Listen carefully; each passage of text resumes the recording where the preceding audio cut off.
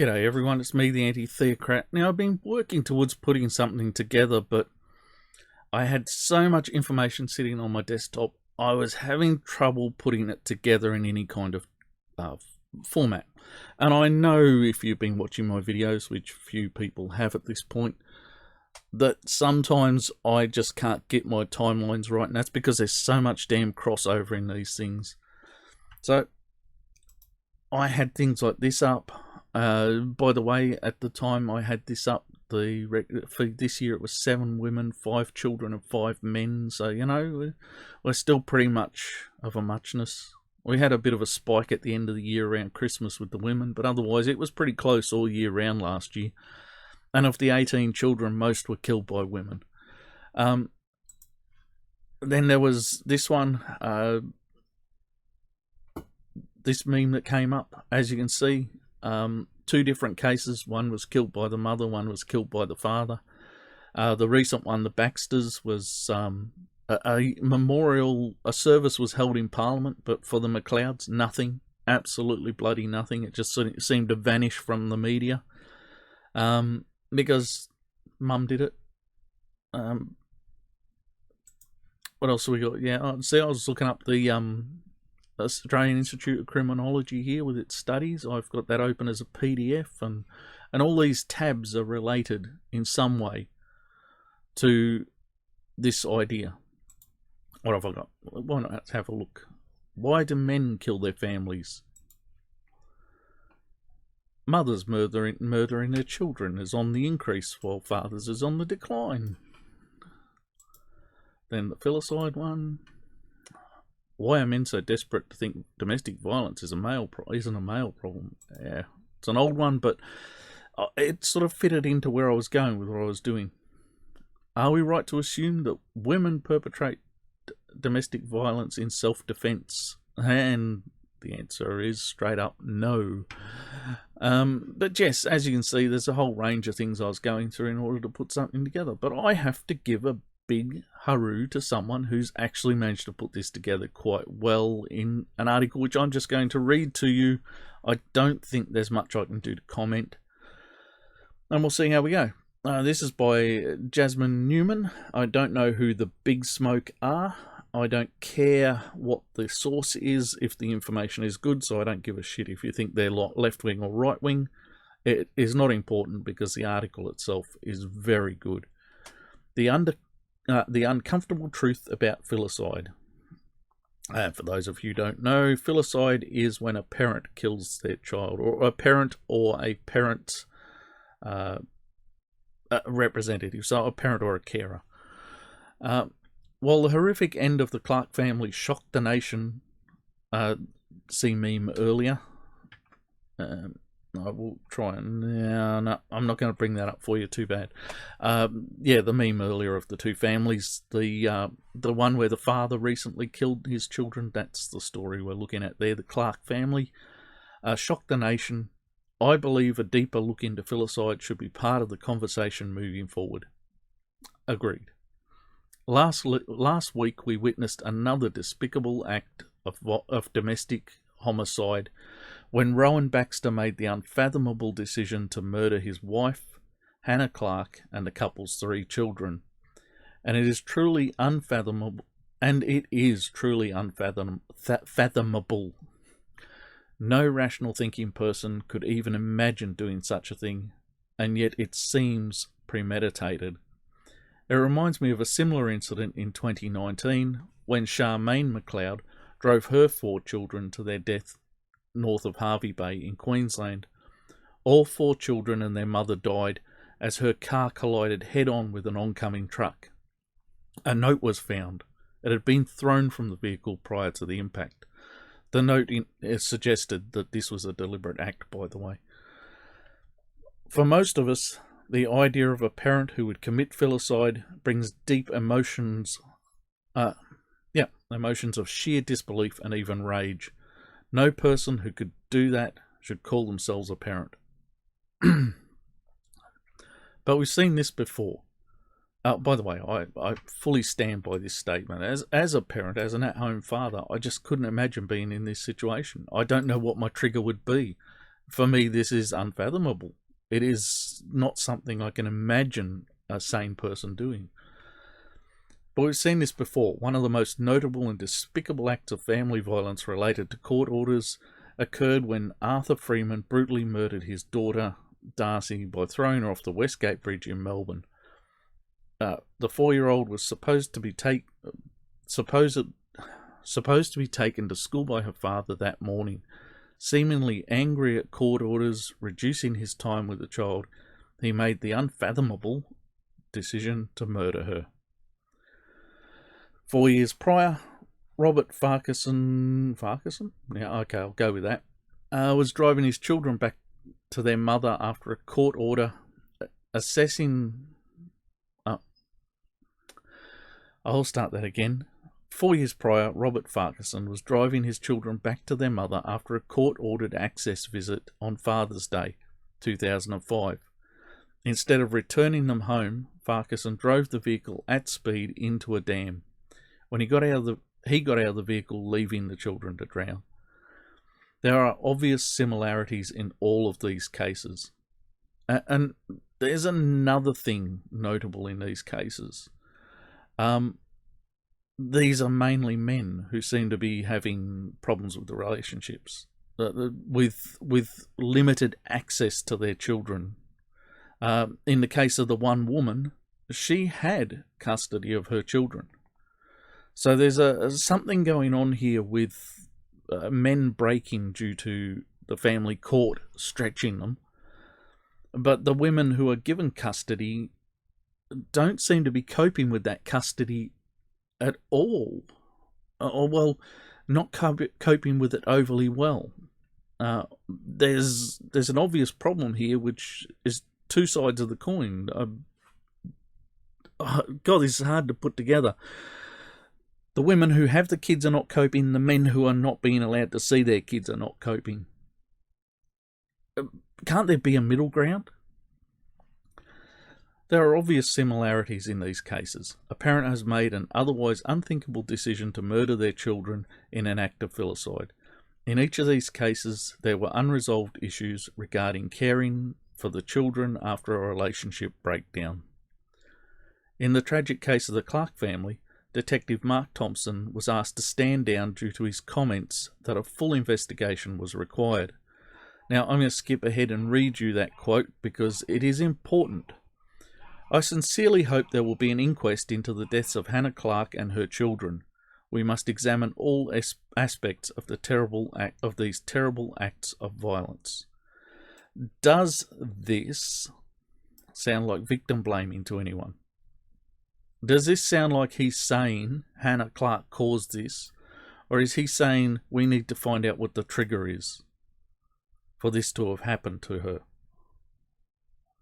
Because he was chased out of his place, right? He was stood down from the investigation because of that comment. Worse than that is our Parliament recently took to undertake some sort of vote against Bettina Arnett, who's a outspoken men's rights advocate, for quoting this. Now, interestingly, the Labor Party and the Greens parties of Australia, and the Greens are the lunatic fringe communists, and the Labor Party are not too far behind them, but are our major opposition party, put forward some sort of motion to vote against Bettina for quoting this, yet when they presented it, they removed her quotation marks. She posted this somewhere in quotation marks as a direct quote, and they removed the quotation marks and tried to make this appear as if it was her saying it, to which they took this to Parliament and voted against her in whatever in the hell motion they thought they were putting up. Now, she's just won an Australia Day Award for her services to gender equality, actually, in the service of men. And they are so desperate to have her award removed that the Greens and Labor Party would actively lie in order to get Parliament to vote 55 out of 57 against her. Only one party, a fringe party in this country, the One Nation Party, 2 representatives stood aside and did not vote. 55 of 57 representatives voted affirmative to attack a woman over quoting this inoffensive statement. And they presented it as if it was her words, because it wasn't good enough that she quoted it from someone else. They had to try and frame it as they framed it as a lie. They made it a lie in order to present it. I tell you, if our government don't get off their fucking ass, the Labor Party are going to walk into government next election, because uncontested, even though I don't even fucking know who the leader of the Labor Party is anymore. They are so fucking out of my radar, off my radar these days, off everyone's radar as far as I know. But they will walk into government next election simply because this government haven't done anything of note. And they keep doing stupid things like the religious discrimination bill. I'm for this bill, but it's being used as ammunition against them. And if they can't fucking get over this thing, if they can't pass it, then get over it, move on, do something else. I want you to abolish the entire hate laws clauses. Just fuck off hate laws. Get rid of hate laws. Ditch them. Right? Hate laws are covered by laws about violence and discrimination and a whole fucking range of things. Hate laws are not needed. Ditch them fucking all. And even the anti-discrimination ones, I want to be able to decide who I employ for my business. And I don't want some arbitration committee deciding that I discriminated because I wouldn't employ a woman or a bloody transsexual or whatever in the hell else comes to my door that I decide I don't think is worth the risk.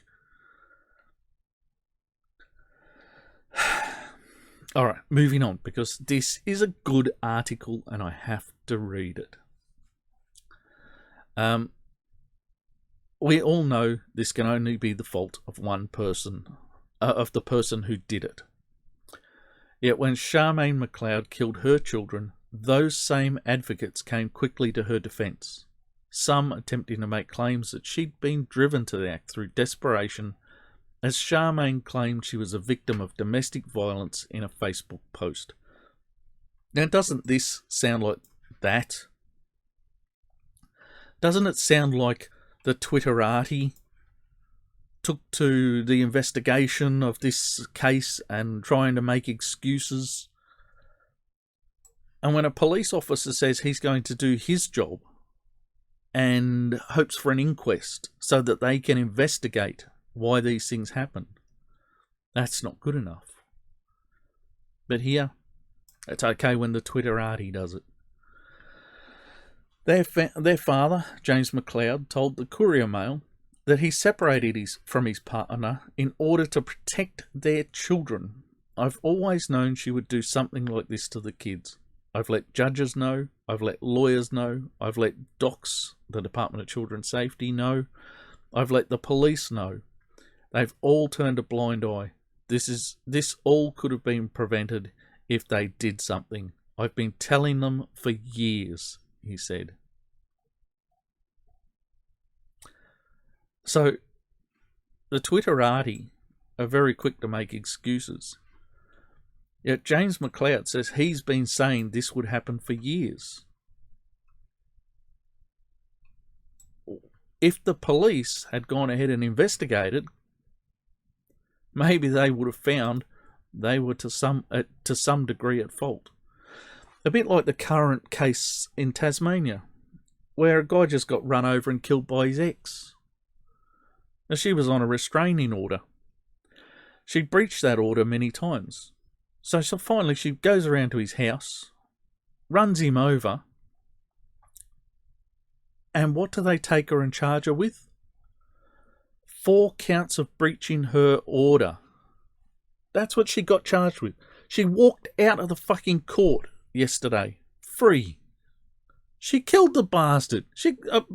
Sorry, I won't call him bastard. The poor bloke. I don't know if he's a bastard or not. And it doesn't really matter at this point. He's dead. She killed him. She ran over him. She wasn't even charged with a driving offence. Reckless driving would have been a bloody good start. No. 4 counts of breaching her order. She walked out of the court free. I don't even know if they're going to bring other charges.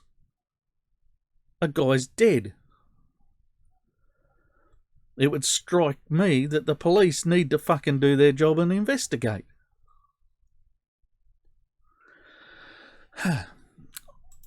While what he said was poorly worded, what I imagine Detective Thomas was trying to say is on the mark. We need to investigate what drives people to make these despicable decisions. Only they, the murderer, are responsible. But until we determine the triggers and what could be done to prevent it, the rate of filicide will continue. Yeah. And as I brought out before, these triggers seem to trigger mothers who have custody of the children and fathers who don't. Or maybe they're two sides of the same coin.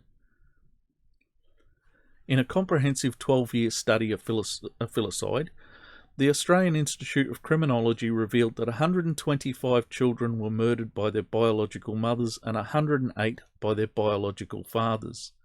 Stepfathers and boyfriends, by the way, also contribute to the filicide figures. However, a child is statistically safest from filicide in the care of their biological father. This you will never hear from the feminists.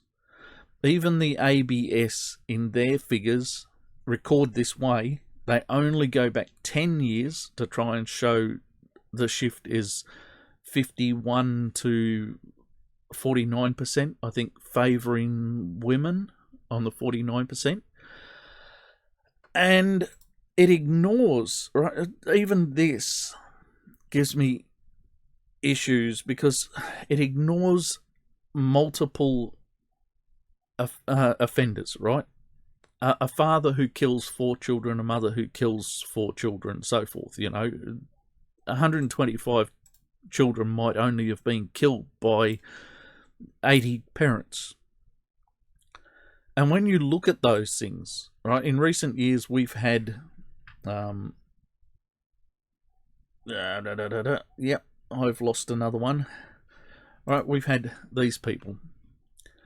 As they say, Australia's most accurate and reliable domestic violence count, because they go to a lot of effort to ensure, and they keep records, right? This is all the records. This is everything about their what they've recorded. And unlike the women's ones, they don't include someone who died over in Afghanistan or something. It is just domestic violence at home in Australia. Oh, by the way, the one that the women, the feminists included overseas wasn't by a domestic partner. If you can fudge the figures, why not? People just believe the shit the feminists say. Anyway, DVAA have been keeping an excellent count, and they keep a record of both perpetrator and victim.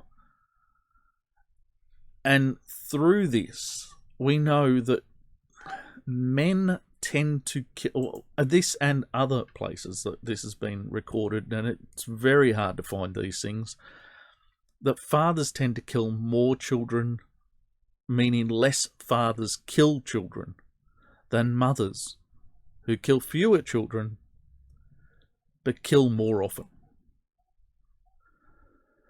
So, although this is an interesting figure, like I say, the ABS do it over 10 years and they can show it's almost 50-50. When you look at it from the perpetrator side, when you count the number of perpetrators, mothers far outweigh fathers. There was a study in the US years ago that showed that non-custodial parents, that women were more likely to kill their children than men were as non-custodial parents. Yet in this story we see that the non-custodial fathers seem to be a problem. Well, yes, I have to say that these ones were. I know lots of non-custodial fathers are not a problem, okay? I'm not saying that. In the cases where this happens, it seems to be non-custodial fathers. Yet we know from other studies that non-custodial mothers, which are rarer, kill more often.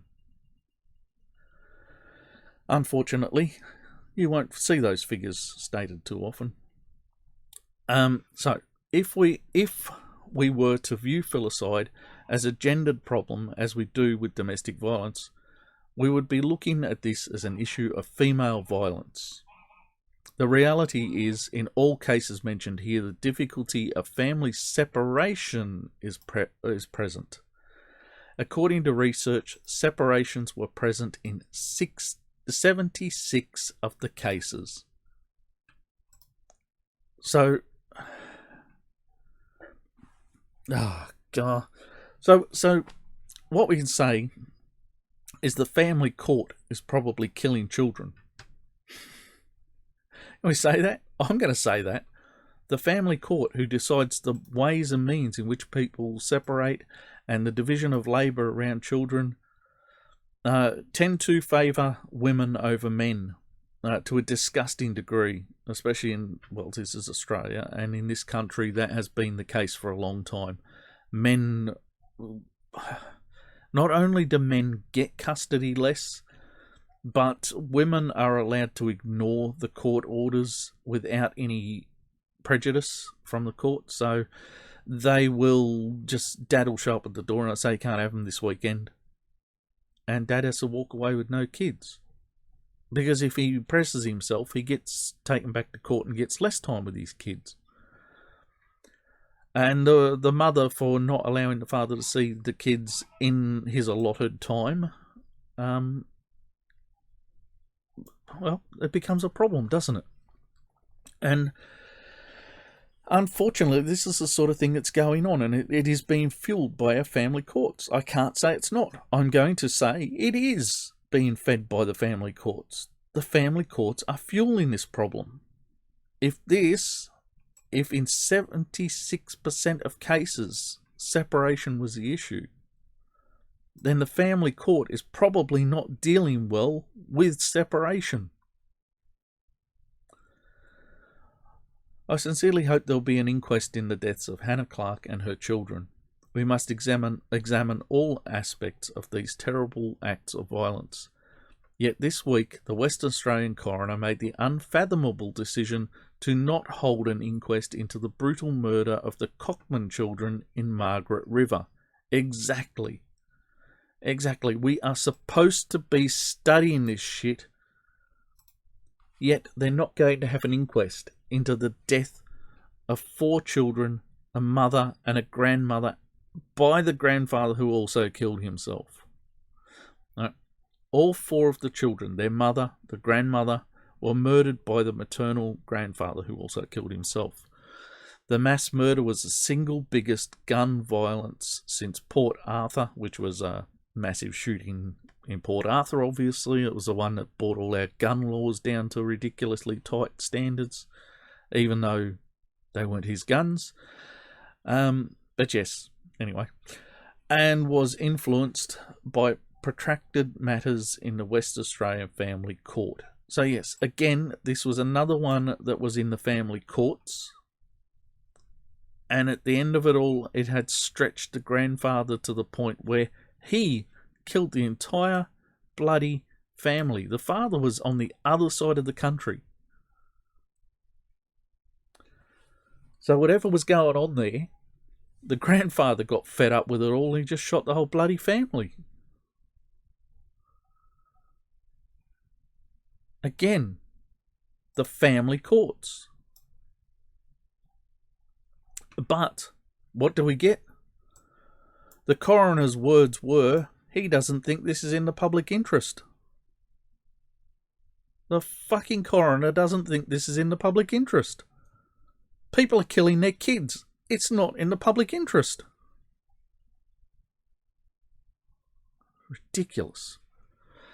The sole survivor of the tragedy is the biological father, Aaron, who told WA Today that the court process exacerbated the problem within the family. Right. The family court are not fucking helping. They are making matters worse.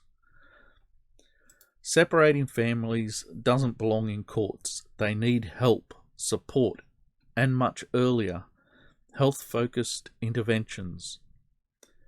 Where these measures aren't enough, families need affordable, high access to high-quality consultation and arbitration too. It's so much safer than sending vulnerable parents and at-risk kids into a deadly pressure cooker environment of the family court, he said. And he's dead bloody right. The family court seems to be a large part of this problem. 76% of cases were problem relationships where children were obviously involved, and when children are involved, the family court is most often involved.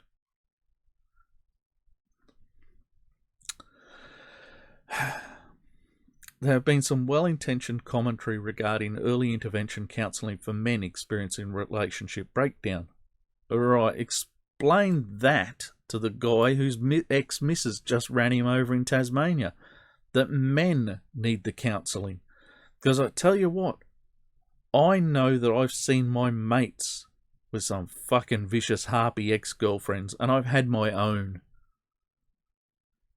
Women. If anyone needs relationship breakdown counselling, it's fucking women. Seriously, from my perspective, it's women.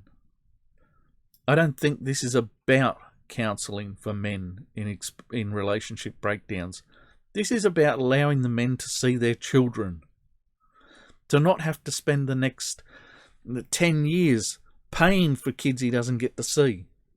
In fact, give 50-50 split and make them both pay half-half. They can pay for the kids when the kids are in their care.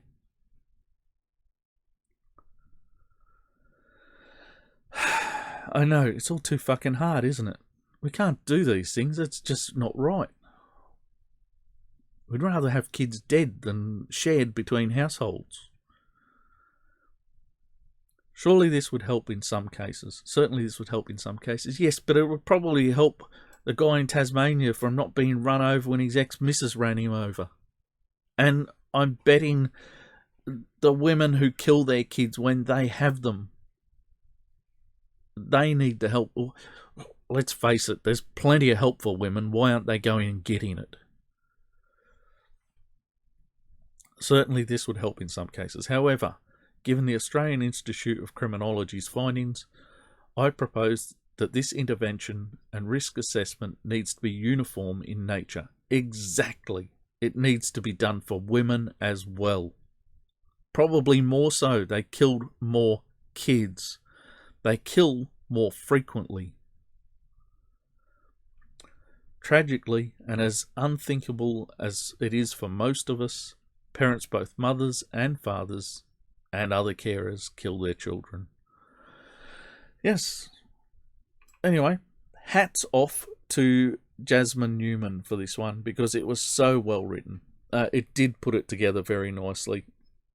I may still go ahead and try and put my video together, but the longer I leave it trying to work out how to do it, the more it dates. So hopefully this will fill the gap for the time being. We have to stop looking at everything as fucking gendered. We have to stop letting the feminists, the rape apologists, the filicide apologists, because at this point, right, when Charmaine McLeod killed her children, those same advocates came quickly to her defence. Feminists are filicide apologists. A little while ago, I did a video saying that feminists were rape apologists. Well, guess what? They're also filicide apologists. Now, we have to stop letting this happen if we are to ever sort this shit out. I mean, 76% of it could just be sorted out if we got the family court out of shit and let people try and arbitrate their own solutions. And where arbitration's not possible, then maybe we can have someone come in and say, this is what is going to happen, and you are both going to get counselling for not being able to arbitrate. Because if you can't arbitrate, then there's probably an issue that needs to be looked at. Some really deep down disgusting hate between the two people that could become a black spot, a problem. So yeah, I think there are better solutions than the family court. I think the family court are definitely guilty of being part of this problem. And you'll never hear the feminists ask for an investigation into this, because the family courts favour them, favour their cause. Listen to them.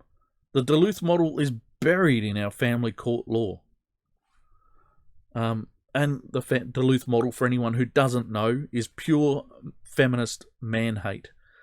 It is a male perpetrator, female victim narrative created in the USA that is buried deep in our legal system and in our laws. We need to get that sort of shit out if we're ever going to deal with this sort of problem. All right. I'm going to get out of there. Links in the description, all the rest of that shit. Look, if anyone thinks of throwing a coin in the hat, I don't mind. Not good at asking for these things, but, you know, I'm putting in the work. I'm doing my best. And I have a hell of a lot more to come. I'll sign out. I've been the Anti-Theocrat. May your gods remain fictional, and I'll see you in the next one.